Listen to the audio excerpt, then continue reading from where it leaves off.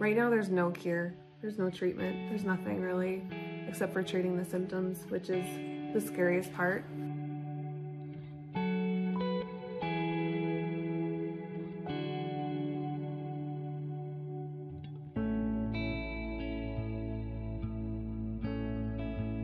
It's a mutation of the KIF1A gene, and the KIF1A gene is responsible for creating the KIF1A protein, and that protein is essential for brain and nerve cell development. And when you have a mutation, that protein, it's not making the right kind of protein, and so your brain cells and your nerve cells start to deteriorate, and that causes all kinds of problems for your body.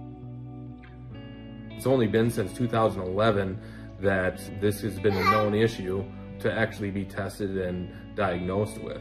There may be people living with it out there who may not even know that they have it.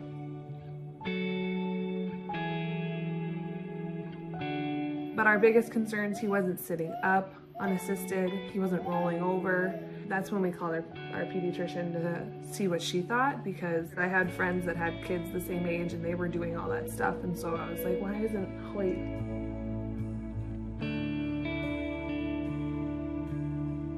So the official CAN diagnosis did come right before Christmas 2020. Before that, it was May of last year when they diagnosed him with a general global developmental delay. And that was really the turning point of, yes, there is something that needs to be investigated further. 8 months of waiting and then finding out an answer, yes, your initial reaction is, hey, it's good news. We have a stepping point to move forward from here. But the realities of CAN started really coming to light after we were able to read more.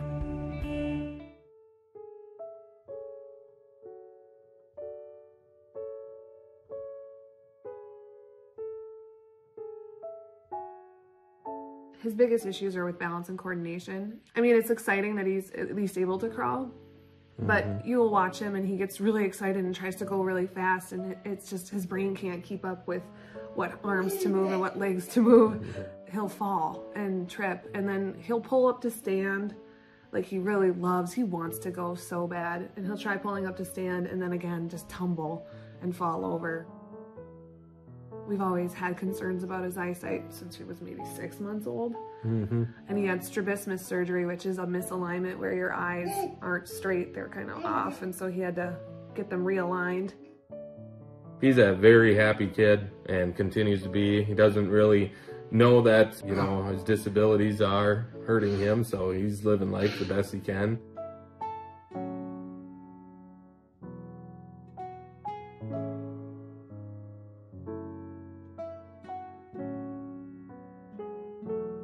The doctors initially were a great resource. They pointed us in the right direction, but their knowledge on the subject was extremely limited. We had a comment from our genetic counselor that says, you know, really from this first conversation on out, you guys are probably going to know more about KIF1A than we do. And luckily that holds true because of support groups like KIF1A.org.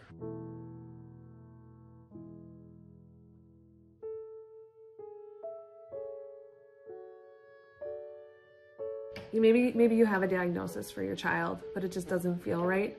I would really highly recommend looking into rare diseases.